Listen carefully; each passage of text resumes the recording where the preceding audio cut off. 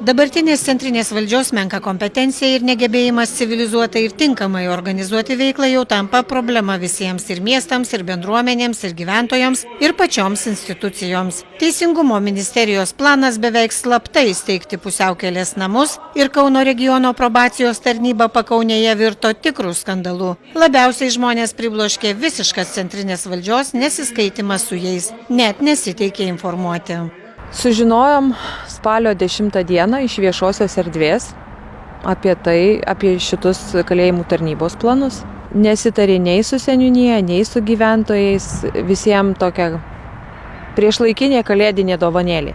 Pusiaukelės namai bus įkurdinti prie pat ugdymo įstaigų ir gyvenamųjų namų. Gyventojams neramu dėl savo vaikų ir turto saugumo. Jie jau tveriasi tvoras, dedasi tvirtesnės spinas. Žinot, kaip reaguoti. Prie pats durų priveš visokių ir kaip elgtis. Dabar tai dar dirbi, o paskui gali gauti galvą. Dabar rengiam spinas laukinės, kad užrakyti duris. Žinot, ką žinai, kokie žmonės.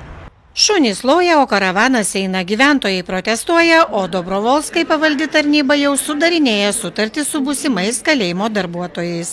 Protestai buvo ir aišku, manau, kad tuo nesibaigia dar šitie protestai, bus ir raštai, ir teismai greičiausiai. O į to protestus kažkaip sureagavo? Žinokit, blogiausiai, kad manau, kad nelabai, nes toliau viskas vyksta, kaip suprantu. Kaip panašu, kad jiems nelabai įdomu jūsų nuomonė? Manau, kad ne, jiem tai neįdomu, nes, sakykime, šiandien kaip tik viena darbuotoja iš mūsų vienos įstaigos, nenorėčiau gal minėti, kad nebūtų ten kažkokie dalykai, tai tiesiog viena akim matė, kai moteris atsišvietinėjo darbo sutartį Stumbro 3. Pasirašyta darbo sutartį. Tai iš tikrųjų čia šalia ir mokykla, ir miegamieji, gyvenamieji rajonai. Tai taip, kad visi sunerimę žmonės ir iš tikrųjų visa Domeikavos bendruomenė nenori šitų namų pas save.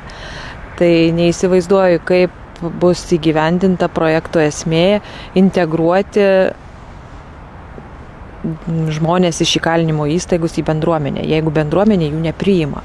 Po peticiją prieš tokios įstaigos steigimą šioje vietoje jau surinkti keli tūkstančiai parašų. Sukilo ne tik Domeikavos gyventojai, bet negali atsistebėti ir apie tokius kėslus neinformuoti Kauno miesto bei rajono merai. Kauno rajono meras Valerijus Makūnas pareikalavo Teisingumo ministrę ir kalėjimų tarnybą pasiaiškinti ir atsakyti į gyventojams ir jam pačiam kylančius klausimus, o jų daugybė. Kad tokia institucija ne vieta gyvenamųjų namų teritorijoje įsitikinęs ir Kauno miesto meras Visvaldas Matijošaitis. Mat nors gyventojų pasipriešinimo sulaukia pusiaukelės namai yra Kauno rajone, jiems numatyta vieta yra netoli miesto ribos, tačiau miesto savivaldybė išvis nėra gavusi jokios oficialios informacijos apie sprendimą Domeikavoje steigti tokius namus. Kauno rajono savivaldybė prieš 2,5 metų buvo gavusi kalėjimų tarnybos prašymą padėti surasti tinkamas patalpas pusiaukelės namams, tačiau atsakiusi, kad tokių patalpų neturi.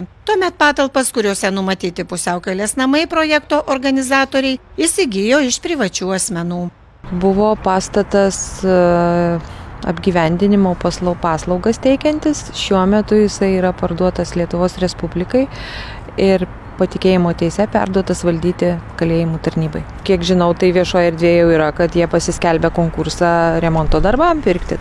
Pusiaukelės namuose planuojama apgyvendinti 25 nuteistuosius. Kilus gyventojų protestams, kalėjimų tarnyba teigia planų keisti nesirengianti. Tačiau Domeikavos bendruomenė pasiduoti irgi neketina.